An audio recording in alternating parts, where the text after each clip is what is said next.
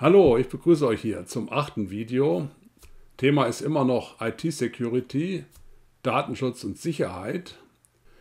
Die englische Überschrift zu diesem Video, das ist Malware. Das Wort setzt sich zusammen aus malicious Software, erste und letzte Silbe der beiden Worte zusammengefasst.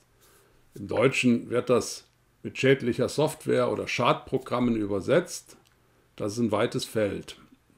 Dieses Video hat wie üblich automatische Untertitel und die könnt ihr, wenn ihr Deutsch nicht als Muttersprache sprecht, die könnt ihr in über 120 Fremdsprachen abrufen. Die Übersetzung ist überraschend gut. Bei der deutschen Untertitelung, da ist etwa 1 bis 2 Worte pro 1000, die sind falsch dargestellt. Bei den automatischen Übersetzungen mag das noch etwas mehr sein. Aber das ist schon eine große Hilfe und die meisten, die bei mir hier im Kurs mitmachen und die hier zuhören, die sprechen ja Deutsch. Es ist nur hilfreich, wenn man es dann vielleicht noch in der eigenen Sprache mitlesen kann. Das könnt ihr euch aber dann genauer in den Videos anschauen, die diesem vorangehen. Ich will jetzt erstmal einen kleinen Überblick über die Thematik bringen. Die Eintrittswahrscheinlichkeit, dass ihr mit euren Endgeräten, mit Malware in Kontakt kommt, die ist sehr groß. Die kann existenzbedrohend sein, wenn das eine Firma ist.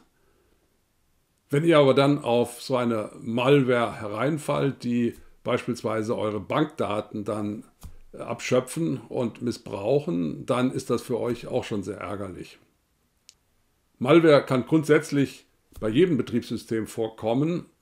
Es ist sogar möglich, dass das auf die Geräte überspringt, die von Software übers Internet gesteuert werden. Solche Schadprogramme, die könnt ihr bekommen, beispielsweise über E-Mail-Anhänge oder indem ihr auf Links klickt. Ein Drive-by-Download, der führt dann schon dazu, dass ihr diese Schadsoftware habt. Passieren kann eine ganze Menge. Ich habe ja schon gesagt im vorigen Video, dass ganze Staaten sich finanzieren über Malware bzw. über Ransomware, um da Geld zu erpressen. Nordkorea finanziert unter anderem sein Atomprogramm damit. Viele von euch, die sitzen ja hier bei mir im Kurs, weil sie einen Nachweis haben wollen, dass sie mit der IT-Sicherheit vertraut sind. Konkret wollen sie sich auf die Prüfung zum Computerführerschein vorbereiten. Und da will ich zunächst die Hilfsmittel erklären und auch das, was ich dann danach noch an Materialien hier in diesem Video moderieren möchte, damit ihr euch nicht nur auf die Prüfung vorbereitet, sondern umfassend über das Thema informiert seid. Das, was die Teilnehmer in den Kursen zur geförderten Weiterbildung bekommen, das ist meistens die Unterlage vom Herd Verlag. Die schauen wir uns hier mal an. Datenschutz und Sicherheit. Das, was jetzt kommt, das ist nicht in der Leseprobe abrufbar. Das sind ja nur die ersten 15 Seiten. Jeder, der das E-Book vorliegen hat, der kann hier auch das machen, was ich jetzt mit dem Edge-Browser mache. Man kann nämlich hier wichtige Stellen markieren. Das mache ich hier mal, damit ihr seht, wie das geht. Schadsoftware. Und da ist zum Beispiel dieser Absatz hier ganz interessant. Da ist also auch erklärt, wie diese Malware, wie der Begriff zustande kommt. Dann haben wir hier Gefahren durch Malware. Das ist zum einen die Spyware. Dann haben wir hier jugendgefährdende Inhalte, Cybermobbing und Betrug und so weiter. Ich will das jetzt nicht alles durchgehen. Warum mache ich das? Ihr solltet erkennen, falls ihr im Besitz dieses E-Books seid, damit könnt ihr euch also schon sehr gut auf die Prüfung vorbereiten. Habt ihr auch die Möglichkeit, wichtige Stellen zu markieren, die dann prüfungsrelevant sind. Ihr könnt euch also auch Informationen noch dazu schreiben, wenn ihr hier auf den Text geht. Dann könnt ihr also jetzt hier was reinschreiben. Will ich jetzt nicht machen, macht das wieder weg mit dem Papierkorb. Wenn ihr hier dieses E-Book bearbeitet habt, dann solltet ihr es auf jeden Fall auch am Ende speichern. Dann wird nämlich diese gelbe Markierung mitgespeichert. Das hier war der Hinweis für die Teilnehmer, die ein Buch vom Herd Verlag bekommen. Es gibt aber auch für alle, die hier bei dem Video zuschauen, interessante Nachschlagewerke. Easy4Me habe ich hier schon mal aufgesucht. Und da gibt es bei IT-Security die bekannte Zusammenfassung, die ich ja schon in den vorangegangenen Videos erwähnt habe. Und dann gibt es auch noch mal eine Zusammenfassung in Form eines Online-Glossars. Wir schauen uns das hier mal an, was hier bei der Zusammenfassung steht. Da gibt es den Abschnitt 2 auf der Seite 8. Und da sind dann also auch Dinge beschrieben, wie ich sie eben ja schon mal erwähnt habe. Wie kommt der Begriff zustande? Oder dann ist hier in kurzer Form beschrieben, was Computerviren, was Computerwürmer und was Makroviren sind. Alle diese Definitionen sind, wenn ihr die kennt, hilfreich, damit ihr dann bei den Prüfungsfragen auch entsprechende richtige Antworten geben könnt. Das geht dann hier noch weiter mit dem trojanischen Pferd und der Ransomware, die ja auch schon früher thematisiert wurde. Also all diese Malware, die hier auf dieser Seite 9 und 10 beschrieben ist, die sollte man sich also anschauen, dann seid ihr auf die Prüfung gut vorbereitet. Ich sagte es ja schon, meine Aufgabe sehe ich nicht nur darin, diese Unterlagen von Easy4Me oder vom Herd Verlag anzupreisen. Die sind gut für die Prüfungsvorbereitung, aber gerade das vom Herd Verlag, diese Unterlage, die ist 7 Jahre alt, da können überhaupt keine aktuellen Dinge drinstehen, weil was vor 7 Jahren publiziert wurde, da ist immer noch sicherlich historisch Interessantes drin, aber aktuelle Bedrohungen können da noch gar nicht eingegangen sein. Ich habe hier meine Excel-Arbeitsmappe, von der ich sagte, dass sie in der Beschreibung zum Video dann verknüpft ist. Und da haben wir dann hier die Materialien, die von mir empfohlen werden. Außer den beiden Unterlagen gibt es ganz Interessantes bei der Wikipedia.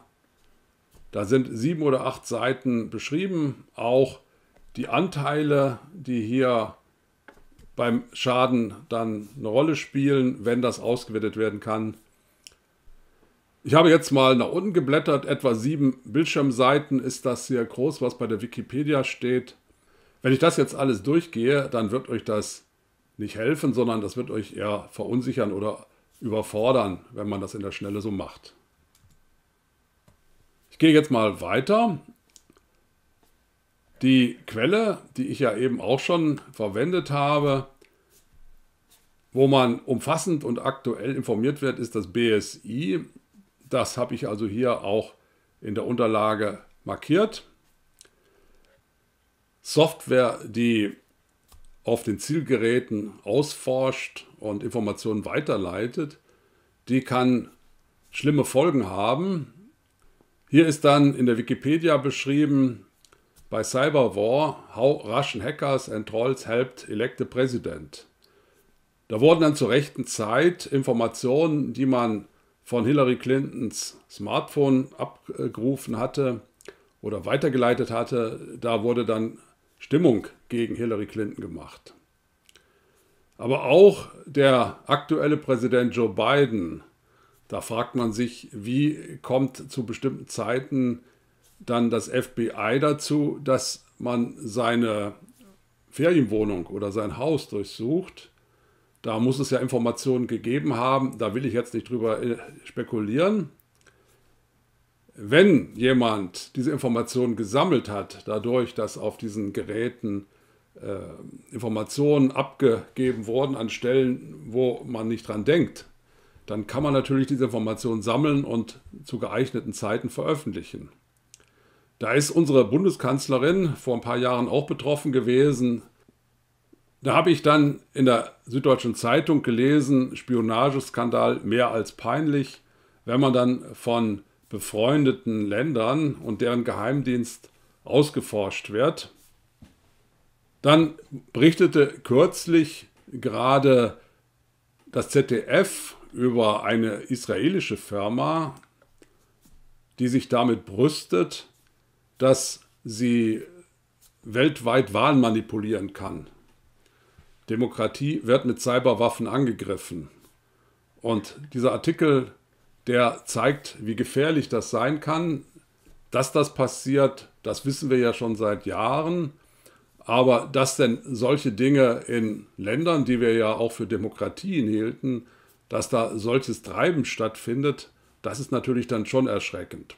Schaut euch diese Stellen an.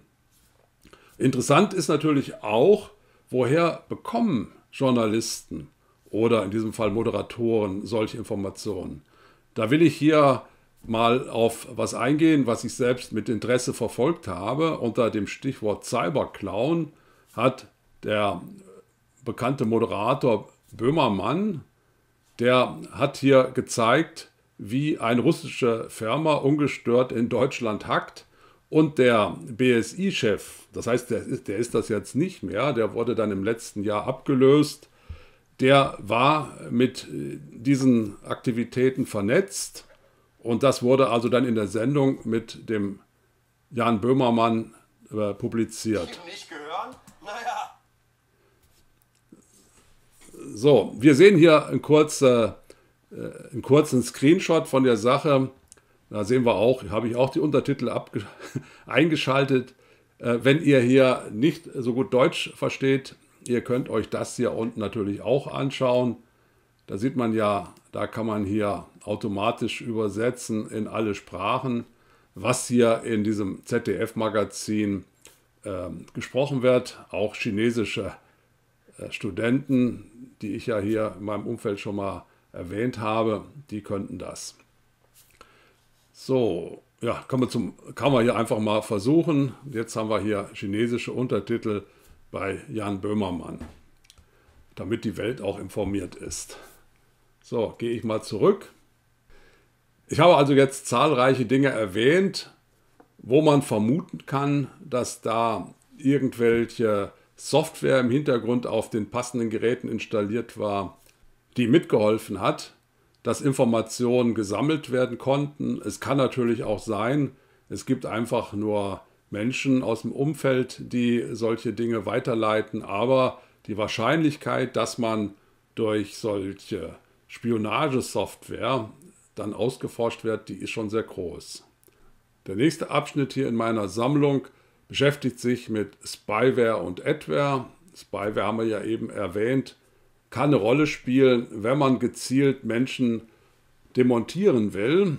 Dann muss man eben nur die passenden Informationen zur rechten Zeit lancieren.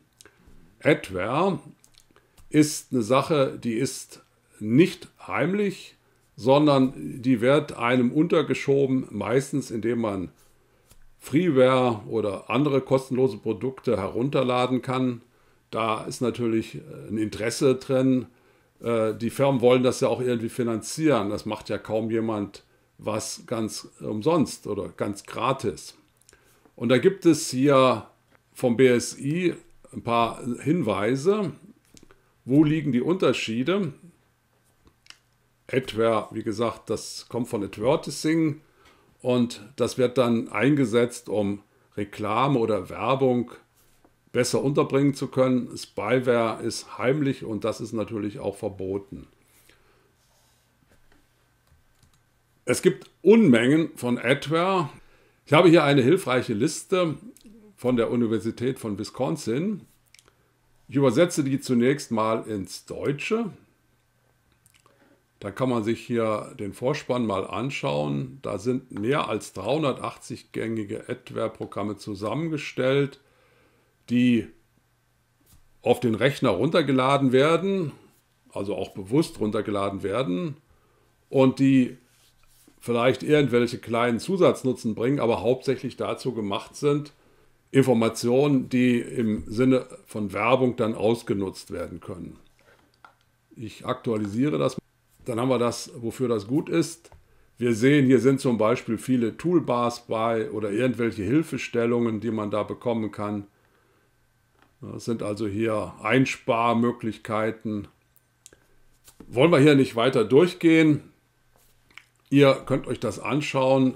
Vielleicht habt ihr ja das eine oder andere auch auf eurem Rechner.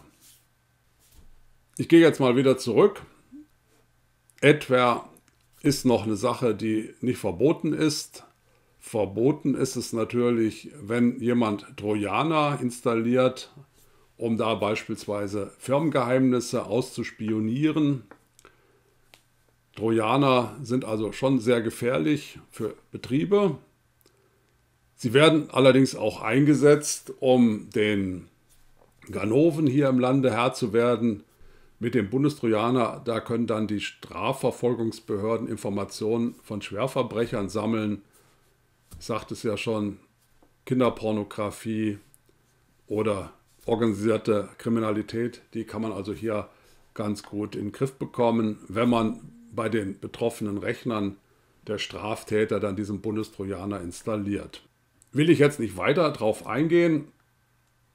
Ihr habt die Möglichkeit, das ja selbst nachzulesen. Der letzte Punkt, den ich hier noch bringe, ist auch eine Sache, die jeden betreffen könnte. Fast jeder setzt Microsoft-Produkte ein, Word, Excel, PowerPoint. Da gibt es Dateiendungen. Und wenn ihr eine Dateiendung habt, DocM oder XLM oder PPTM, dann könnte da theoretisch ein Makrovirus drin sein. Und das kann dann passieren, wenn ihr so etwas runterladet von der Quelle, wo ihr nicht sicher seid, dass das auch seriös ist. Ich selbst programmiere auch Makros, aber nicht um da Viren unterzubringen, sondern um die Arbeit mit den genannten Produkten effizienter zu machen. Wenn ihr da mehr darüber erfahren wollt, klickt auf den Wikipedia-Eintrag mit dem Makrovirus. Das Video ist jetzt mittlerweile schon sehr lang. Viertelstunde ist kein Problem, aber wenn es dann länger wird, dann kann man da nicht mehr folgen. Das, was ich hier an Unterlagen moderiert habe, das steht in der Excel-Arbeitsmappe, die ihr über den Link in der Beschreibung zum Video bekommen könnt. Da ist dann auch das komplette Transkript drin, falls ihr Interesse habt, das als kompletten Text mitzulesen oder ihr interessiert euch einfach an maschinellen Transkriptionen und an maschinellen Übersetzungen. Deshalb gibt es hier die zweite Seite. Alle, die Deutsch als Fremdsprache sprechen, die bekommen über das Register Vokabular die Fremdworte, die ich hier verwende oder diese schwierigeren Worte bereitgestellt. Alles, was über das B1-Niveau des gemeinsamen europäischen Referenzrahmens für Sprachen hinausgeht, das ist darin enthalten. Das ist es zum Thema Malware. Im nächsten Video, da geht es dann um Programme oder um Einstellungen, mit denen man sich vor Malware schützen kann. Ich bedanke mich für eure Aufmerksamkeit. Tschüss.